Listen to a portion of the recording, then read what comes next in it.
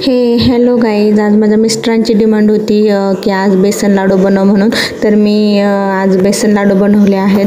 तर बघू शकता तुम्ही, हे वरती व्हिडिओमध्ये दिसतच. Good morning.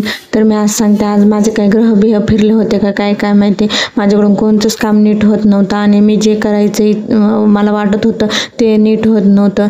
तर मी आज बेसन लाडू बनवले होते. तर तुम्ही बघू शकता. मी तुम्हाला ते नंतर सांगते काय कशा बनवले, त्याची रेसिपी नंतर शेअर करेन.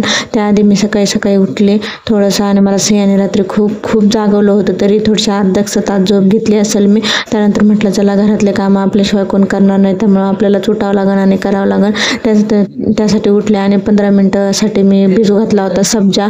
मी रोज सकाळी सब्जाचं पाणी पित असते वेट लॉससाठी. थोडंसं डिलिव्हरीनंतर खूप माझं पोट वाढलं होतं, त्यासाठी कमी होण्यासाठी मी सब्जा पित असते. तर मी आधी सब्जा घेतलेला आहे, त्यामध्ये हनी आणि थोडंसं कोमट पाणी, थोडंसं लिंबू घेतलं. पण काय झालं काय माहिती, आज मला उलटीच झाली ते सब्जाचं पाणी पिल्यामुळं. त्यामुळं म्हटलं आज चहा प्यावं, आणि चहा पण माझ्या नशिबात नव्हता, तोही बसला नासून. तर नासलेलं बघितलं दूध, तर दूध पण नासून बसलेलं होतं. तर त्यामध्ये मी साखर टाकली आणि त्याचा कुंदा तयार केला. त्यानंतर 2-4 अंडे उकडायला टाकले होते सियासाठी आणि माझ्यासाठी. त्यानंतर एक साईडला मी ठेवलं होतं चहा, दूध आलेलं ताज्या दुधाचा. आणि त्यानंतर घेतला आहे आपले बेसन लाडू बनवण्यासाठी. तर आंघोळ वगैरे केली, फ्रेश झाले आणि त्यानंतर म्हटलं तर आज लाडूचीच रेसिपी टाकावं, बेसन लाडूची. क्विक पण होती आणि इझी पण आहे. त्यामुळे मग मी घेतलेलं आहे अंदाजेच इतकं बेसन घेतलेलं आहे. तर बघू शकता तुम्ही. आणि बेसनीनं एकदम चाळून घ्यायचं, कसल्याही प्रकारची काठी राहिल्या नाही पाहिजे त्याच्यामध्ये. एकदम असं चाळून घ्यायचं आहे बेसन पिठाला. आणि नाही का खूप. आणि त्यानंतर आपण थोडीशी पिठी साखर आणि बारीक करून घेणार आहोत. त्यामध्ये साखरेमध्ये इलायची वगैरे टाकून घेणार आहोत आणि ते सगळं बारीक करणार आहोत. त्यासाठी मी घेतलेलं आहे आता बेसन पीठ फ्राय करण्यासाठी मी घेतलेलं आहे एक कढई, नॉनस्टिकची कढई घेतलेली आहे. माझ्याकडे तीच होती अवेलेबल, त्यामुळे मी तीच घेतली आणि ताटातलं चाळलेलं बेसन पीठ घेतलेलं आहे ओतून कढईमध्ये. आणि त्यामध्ये मग ती ठेवली आहे गॅसवरती तापण्यासाठी. आणि लगेचच त्यामध्ये 4 चमचे इतके तरी तूप घातलं असेल.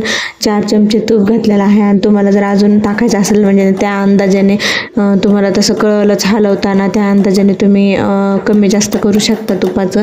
तर मी घेतलेलं आहे 4 चमचे इतकं घेतलेलं आहे. आणि तोपर्यंत हलवणार आहे मी त्याला, जोपर्यंत ते एकदम असं हे येल्लोइश कलर वाटत नाही, त्याचा एकदम असा डार्क ब्राऊन कलर होत नाही ना, तोपर्यंत मी त्याला नाही का हलवून घेणार आहे. त्याशिवाय त्याला म्हणजे त्या लाडूंचा, बेसन लाडूंचा ना, जर थोडंसं कच्चं ठेवलं आपण बेसन पीठ तर खूप वास येतो आणि लाडू खाऊ वाटत नाही.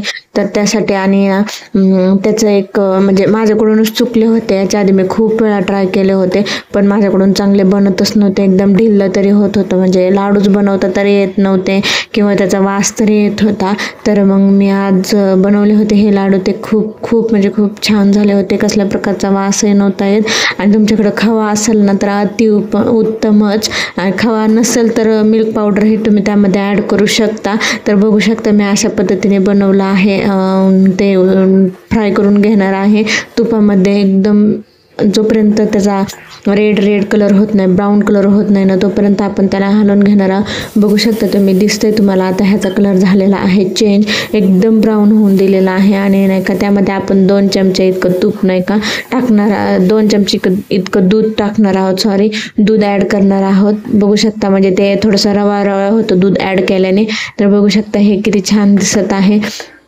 अशा पद्धतीने मी त्यामध्ये थोडंसं दूध ॲड केलेलं आहे. आणि त्यानंतर थोडंसं थंड होण्यासाठी एका ताटामध्ये आपण ना त्याला स्प्रेड करून ठेवून देऊया.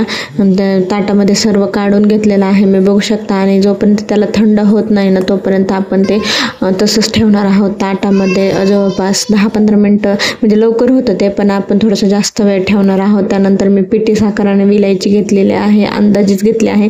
तुम्हाला कसं गोड लागतं त्यानुसार कमी जास्त तुम्ही करू शकता साखर. आणि त्यानंतर मी घेतलेलं आहे पिठी साखर बारीक करून. आणि त्यानंतर ते सगळं मिक्स केले आणि त्याचे बनवले आहेत लाडू. तर तुम्हाला दिसत असतील